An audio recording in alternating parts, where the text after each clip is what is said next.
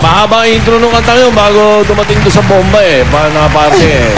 Ayos lang. Archie, saan mo nanay mo? Andiyan nanay mo? Hawak din ang trophy mo? Opo. Ba, okay ha. Teka muna, pakausapin muna natin. Tingnan muna natin itong sila Julia. Sino ilalaban na pula? Eksakto yung kinanta ni RJ. I have nothing. Dahil uuwi silang 0 at kami 3.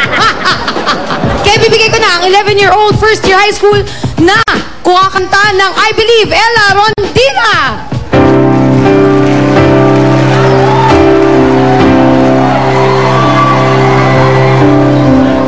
I believe in the impossible. If I be still within my heart, overcome any obstacle. Whenever the strength just fall apart, you see I'm trying to be the very best. Shine my light for all to see. 'Cause anything is possible when you believe.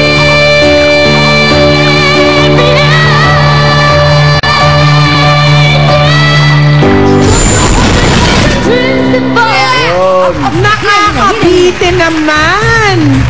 Oo nga, katahan na lang.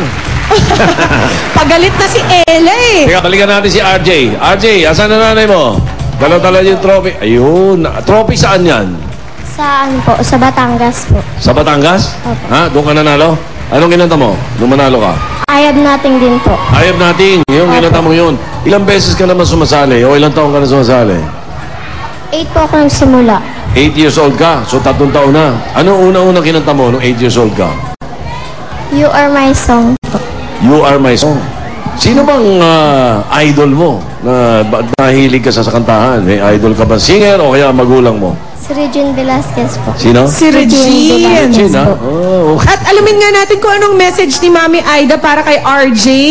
Maring Ruby, eto na. Alam mo naman ako, eto na mga kumari ko, katabi ko na. Mami Aida, first panalo po ni RJ yan, yung second place niya. Pero, ano bang nararamdaman niya pag hindi siya nagsasucceed minsan? Pag siya'y natatalo? Parang wala lang sa kanya. Ang ano niya, meron pa naman sigurong panahon para darating sa kanya. Ganun po. Hindi po siya nawawala ng pag-asa. Yun. Tinutulungan niyo din po siya na parang i-accept. Sabi ko, kailangan at siguro i-encourage. may kailangan ka pang gawin na dapat mong marating para. Para lalo pang gumaling. Opo. Okay. Ensayo ng ensayo. Kanta ng kanta. Di ba, RJ? Okay. Parang narito. bait ni RJ. Si Ella naman. Si Ella, Tito Sen, grand champion ng barangay singing contest nila, yung barangay San Agustin. Saan yung barangay San Agustin, Ella? Sa Chaong po. Sa Chaong, Sa Quezon. Chaong. Ay, kababayan ni Ongasis. Oo. Andyan ba nanay mo? Ayun, kasama niya si Mami Morena. Mas maraming trophy. Maraming trophy. Ilan na pinanalo, Nay? Ilan na pinanalo ni Ella? Ano po? Nakakailang panalo na po si Ella. Marami na po. Marami na? Nakapuno ka na ng isang cabinet ng trophies, Mami? 20. 20 cabinet. Ella, ano ba yan? Buong Quezon 20 yata. tukador. Pinanalo mo na buong Quezon? Ella, sino pumipili ng mga kanta mo?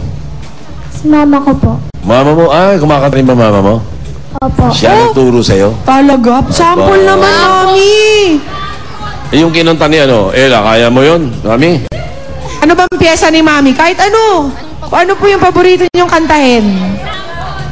Madilim ang iyong paligid, hating gabi. Si Freda. Kakabitin ka naman. Si Freda Aguile. Nice. Okay. May pinagmanahan naman pala si Ella. Salamat, Mami. Thank you. Okay, narito. Category number 2.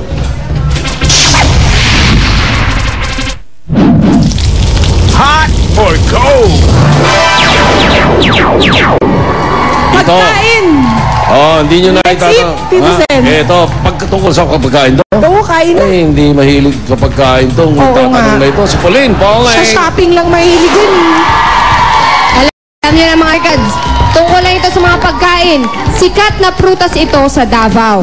Ano ito na tinatawag ding King of Fruits? Nauna na naman ang babae. Ha? Ano ka mo? Durian. Durian. Ate Pauline. Ang hinhi naman ni Hera. Durian is correct! Yeah! Zero. Bakit ganyan? Alam mo, pag mga kids talaga, yung mga girls, laging nalalamangan ng mga boys.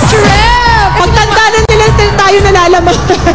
Parang gusto ko nang maniwala doon sa nabasa ko na minsan. Ano yun, Tito Sen? Sabi, meron akong nabasang article na sabi, ang utak daw ng mga babae mas malaki kaysa sa utak ng babae. Na yung lalaki. Mas mabilis mag-develop daw, Ewan Tito ko. Sen, di ba? Ewan ko, Maaga kami parang- nagde-develop eh. Pero hindi payag yun. Hindi papayag si Ruby doon. Hindi totoo yan. Oo nga. Tito Sen, Sige, sige. Magsama ka ng pangatlo mo para malaman natin. baka ma-jinx naman ako, Tito Sen. Tunay, isang point na lang.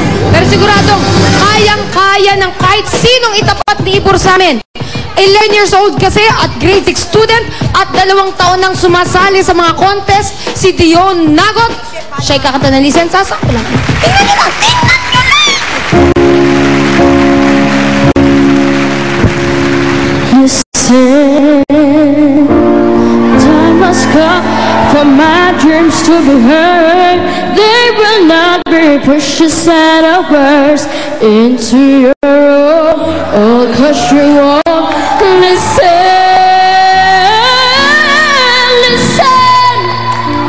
I am alone at the crossroads. I'm not at home in my own home, and I'm trying to serve what's on my mind. You should have known. Sabi ko sa inyo, tingnan nyo lang. Tingnan nyo. Kapayat-payat na bata. Di yun. Ang laki ng boses mo. No? Oo. Galing yun. No? Kalaki-laki ng boses. May Nice kumakanta one, ba sa Dion. inyo? Mother, nanay mo, tatay, father mo, sino kumakanta? Nanay ko po. Nanay mo Si kumakanta. Mami rin. O, mamaya pasampulin natin si Mami Grace, ha? Nandyan eh. Ito muna, tignan muna natin ang nangyayari dito kay Ruby. Kamustahin mo na si Ruby. Ruby, anong ginagawa mo dyan? Ano yan? Nag-iisip. Nag-iisip? Paano humabol? 2-0, no? O, teka, nag-iisip ako Ay, sino hindi. sunod na. Alam ko na, eto na. Eto na siguro maghahaon sa amin sa Talo kayo ng kalubukan. 11 years old. Talo Eto kayo na. ng 10. Ano? Babataan ko na. 9 years old. 9 na. Grade Oh. 4 siya. Aha. Akanta naman siya ng open arms. Eto na ang konsihal namin. Si Ken Aldovino, konsihal. Barata mo. I come to you with open arms, nothing to hide. Believe what I say. So here I am with open arms, hoping you see what your love means to me. Open up. Konsihal, ka na. Yun si Ken. Ken, nalaga. 9 years old. Ilang Parang taong ka? insane si Ken. Ilang taong ka nung sumali ka sa contest? 5 years old 5 po. years old pa lang? Ano natutunan mong